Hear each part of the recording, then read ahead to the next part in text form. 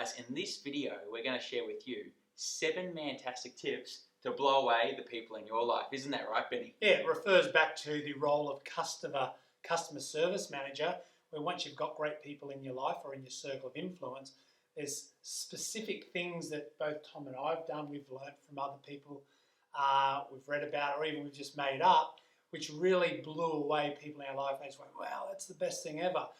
So what we thought we'd do is a short video on what they are. That's right, Benny. We will go right into it. The first one is a gift for your mum. Get your mum a gift each year on your birthday. Yeah. Why would you do that for? Could be your mum or your dad, just depending on who's around at the current time. But yeah, a gift for your mum each year on your birthday. Why would you do that? Because she's the one who gave you life.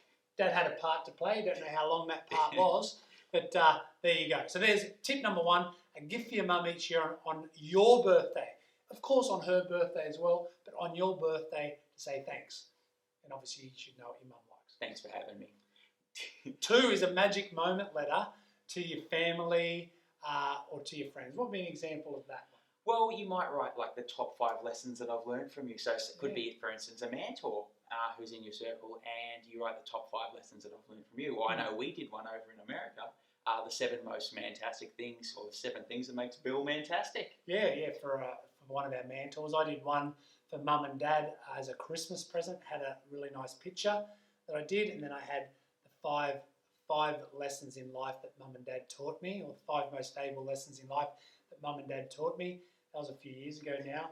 I had it framed, and they absolutely loved it. It still sits up on the wall. They loved it. So that's a great one. So magic moment letters to family and friends. You could also write a things I love about you letter to your partner, or it could be your mum or your dad or someone else.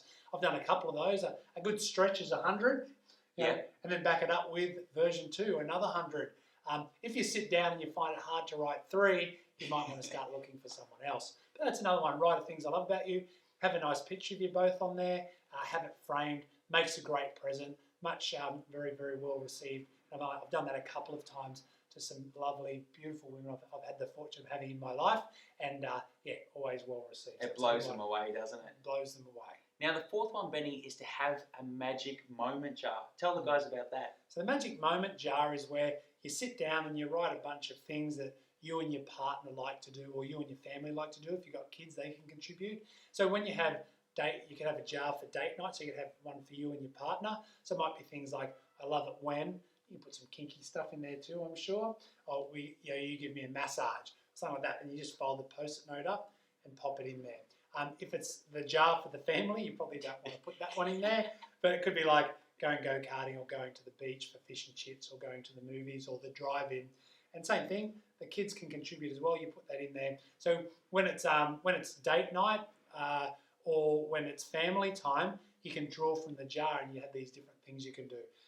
Just make sure you use it. I stuffed up a relationship where we had the jars, but we never really got around to using them because we didn't really find the time. Time was a love language we talked about, and So if you're going to do it, make sure you actually use the bloody jar. Now, tip number 5 is to think of 5 people who've had a positive influence on your life and let them know. And that means pick up the phone, give them a call, apply your communication strategies, which you've learned about in the other videos, which you've hopefully watched, and let them know, because it just blows them away. You can also do that through writing a handwritten letter and posting it with a little bit of a gift. But the most important thing is that you let them know. Yeah. And once again, handwritten letters are not done much these days. That's what makes them stand out. So that could be a great thing to do. So sending out a great letter like that. Then we've got, you could host a party for your mates. We'll call it a Mantastic Men Party. So let's say you have a good bunch of mates, but you don't get much time to see each other because everyone has commitments. They're busy in their career. Some of your mates and yourself, you may have family or kids. Look for an opportunity to book in a catch-up. It could be something you do quarterly, like every few months, or sooner. Just depends on what fits in with everyone. And host a party. Have your mates around. Have a few beers, a barbecue, watch some movies, whatever. Plan around a sporting event. Yeah, plan around a sporting event. So it could be like you might be at the golf or the footy final or something, and host that party. So that's a great thing you can do. So that gives us 6. That's right, We Benny. said there's 7, so we don't want to leave you one short. Number 7 is to plan and execute a yearly boys trip. I know with us we have a tight 5 group that are in different countries and in different states, but we get together once a year. We pick a destination and we book it in. So that's our example was our last boys' trip to Las Vegas, which was, you're not going to say. Very good fun.